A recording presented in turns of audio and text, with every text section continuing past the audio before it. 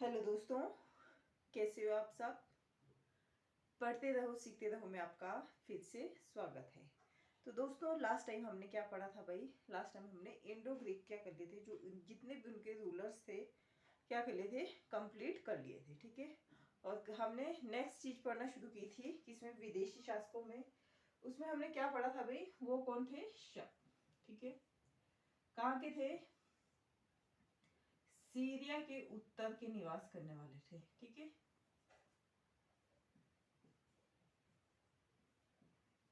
Syria के उत्तर के, और कौन थे, आर्य माना जाता है इनको, और स्कीथी जनजाति के, या स्कीथी जनजाति के माना जाता है इनको। ठीक है। दूसरी चीज, और कहाँ से इन्होंने प्रवेश का अगर बात की जाए तो प्रवेश कहाँ से किया था इन्होंने, बोलन दरे से प्रवेश किया था, बोलन पास से प्रवेश किया था। कहाँ पड़ता है, पाक में पड़ता है। और भारतीय या इंडियन सोर्स ऑफ रेफरेंस में इनको क्या कहा गया है, सीथियन कहा गया है। ठीक है। इन्होंने क्या किया था, सारी शासन व्यवस्था को 5 इसमें डिवाइड कर लिया था। 5 शाखाओं में क्या थी, डिवाइड थे ये। सबसे पहली अफगानिस्तान,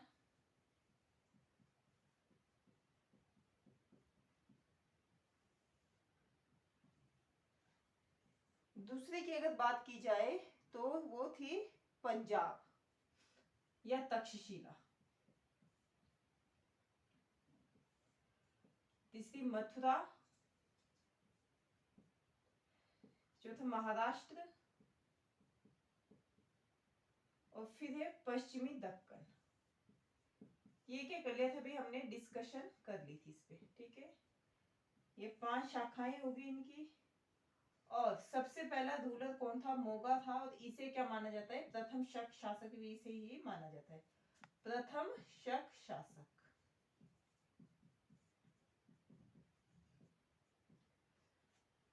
यहां तक की चीजें क्या कर ली थी, हमने पढ़ ली थी, क्योंकि इनके बारे में कुछ मतलब क्लियर जैसी, अगर मूल जनजाति की बात की जाए, मूल जाति की बात की जाए, तो इनके बारे में क्लियर जैसा कुछ भी पता नहीं चलता। क्योंकि जितने मतलब जो भारतीय भारतीय सोर्स ऑफ रेफरेंस है, या चाइनीज है, या और भी जितने भी मतलब, या ईरानी है या यूनानी है, उन सब में क्या है, इनके अलग अलग डिस्क्रिप्शन देखने को मिलती है। तो इसमें क्लियर जैसा कुछ भी नहीं है। प्रथम कौन था, मोगा प्रथम शासक था। उन्होंने क्या की थी, महाराजा धीराज के अधिक क्या की थी, उपाधि धारण की थी, महाराजा धीराज। और उन्होंने क्या किया था, क्षत्रपों में डिवाइड करने का, ये क्षत्रपों में क्या कर लिया था, आपने पूरे की पूरी इसको डिवाइड कर लिया था। ठीक है। शक शासक में सबसे पहले। और तीसरी बात, मोगा शासक के बारे में, कि प्रथम शासक था महाराजा धीराज की उपाधि हमें कहां से देखने को मिलती है, इसके बहुत सारे क्या है, सिक्के अवेलेबल है, जिससे हमें इसके बारे में जानकारी प्राप्त होती है। ठीक है। तो ये दोगे मोगा के बारे में। और इनका दूसरा नाम क्या है भाई, माउस भी है, माउस। ठीक है। ये तो होगी मोगा के बारे में बात।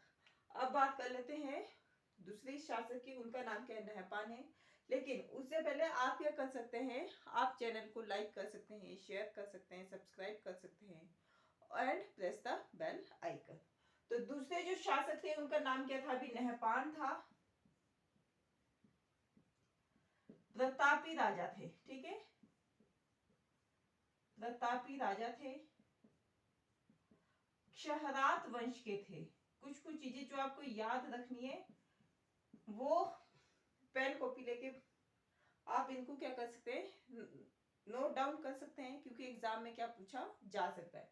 क्षहरात वंश के थे, और राजा की क्या की थी, उपाधि धारण की थी।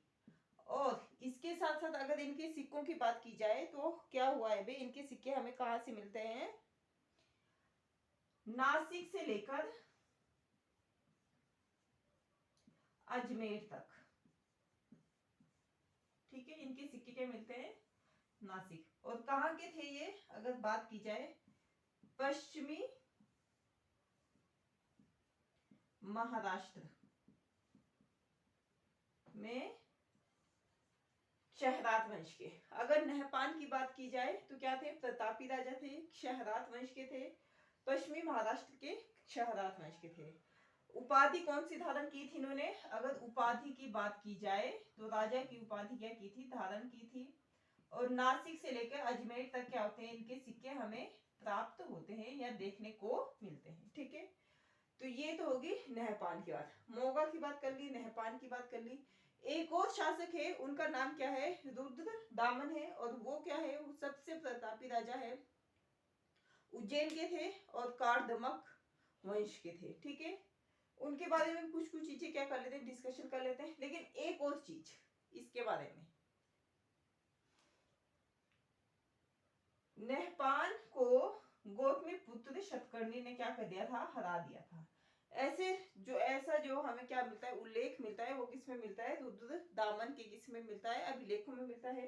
लेकिन नहपान भी क्या करता है, इस बात को बोलता है कि मैंने भी क्या कर लिया था, उन्हें हरा दिया था। ठीक है, तो ये एक कॉम्प्लिकेशन की बात है कि दोनों शासक क्या कर रहे हैं, अपने अपनी विजयों का क्या कर रहे हैं, गुणगान कर रहे हैं, अपने अपनी विजय के बारे में बता रहे हैं। ठीक है, नहपान ने भी बोला है अभिलेख में, और जो गौतमी पुत्र शतकर्णी है वो किस में पढ़े थे हमने, आंध्र सातवाहन वंश में पढ़े थे, उन्होंने भी क्या लिखा है, इसके बारे में वर्णन मिलता है हमें देखने को। तो ये तो होगी नहपान की बात। ठीक है, अब जो तीसरे शासक है उनका नाम क्या है भी, रुद्र दामन है। और आप क्या कर सकते हैं, आप चैनल को लाइक कर दिया करो, शेयर भी कर सकते हैं आप, और सब्सक्राइब भी कर सकते हैं। ठीक है, तीसरे जो शासक थे उनका नाम क्या था, रुद्र दामन था।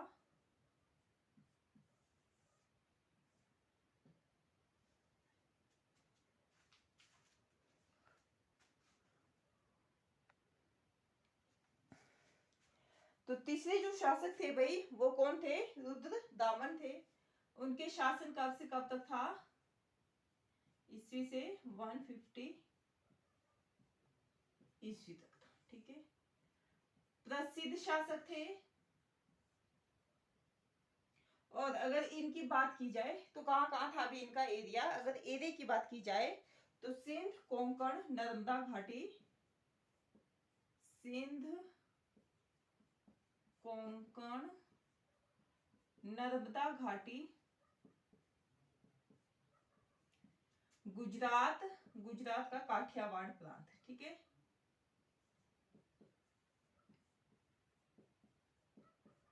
वाड़ प्रांत, ये क्या थे भी, ये इनके एरिया में इंक्लूड था। इनका एक बड़ा हिस्सा क्या था, इनके पास था, देखने को हमें देखने को मिलता है। ठीक है,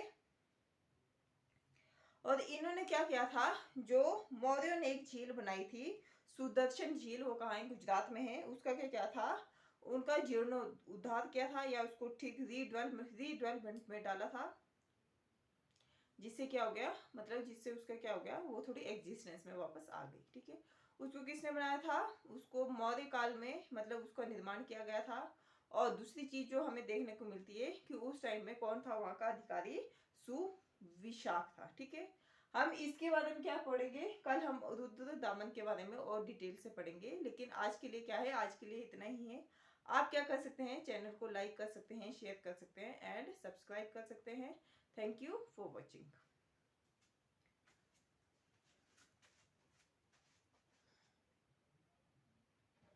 कहाँ